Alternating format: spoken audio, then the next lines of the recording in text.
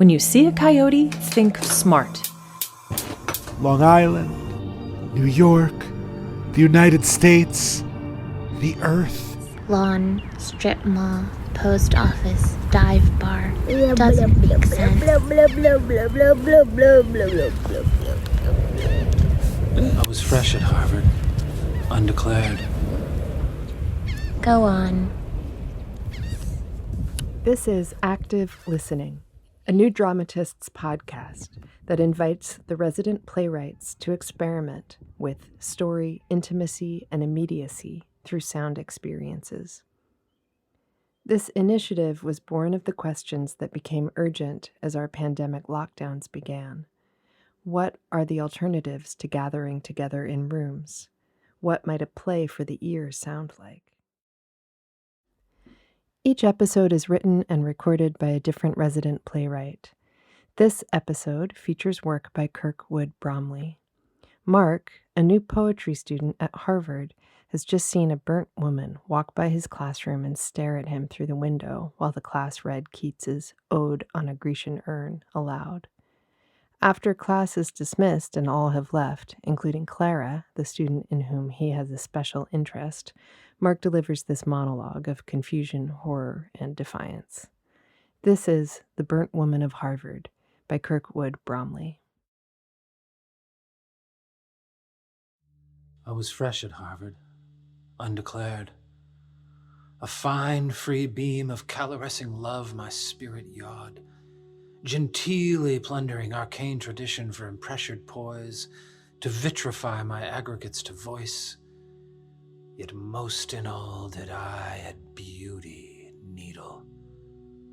Nectant for her nectarous chivalry, my organs gaped to swill the native dope, till vision, that shallow trick directrix of our intentions, hemisphered my urge. Oh, little did I know how deeply ran sensation's rare reserves. To be so swung from avid hungering to full revulsion in single space, such terrible delight, crushing while securing my larval life, wild pagodas of serenity decaying from within, and my decay into beauty blooming. Which must I choose to interlock with truth? Oh, let it be bet beauty that produces all our bliss. Yet there's the catch. If bliss must be a bet, veracity is abetted by the odds. How meatish and unprized she calmly moved across the mental Eden we construct of arrogant and mumbling Aravistes, snailing a hush about the sumptuous set, a bleak angel bearing senseless stigma of subterfuge, her scalded hopeless wings conducting a choir of silent cackles that mock human hope. Looking half her way, you felt the mounting of a failed birth. The harried midwife, universitas, the sweatbox mother, calm, exclusive she, the choking child, you, hurtling wordward out the dribbling call, a puzzled phaeton, shrieking, if this is life, I deign to die, for oh, how all who saw her there were gazing, crushed beneath their trite ideals. Are we secluded pick-aparts, so hooked on surgery's comelier dividends that sensual embellish seizes us before our tongues may taste the rancid oils that she osmotes from her refusing form?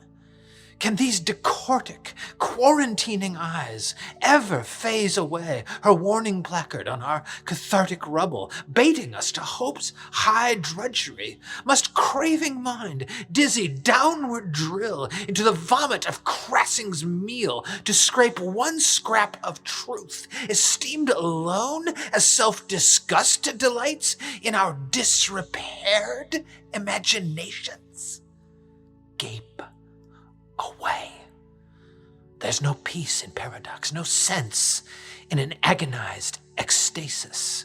You, the poet, must beauty's secrets plunge to mine of priceless truth, the mother lode, and none can quell a voice that screams when shushed.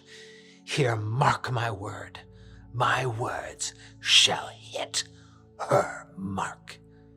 I will not be by ugliness unmothered. I will of beauty breathe, and not be smothered. To Clara I'll convert all truth uncovered. When first I saw the burnt woman of Harvard.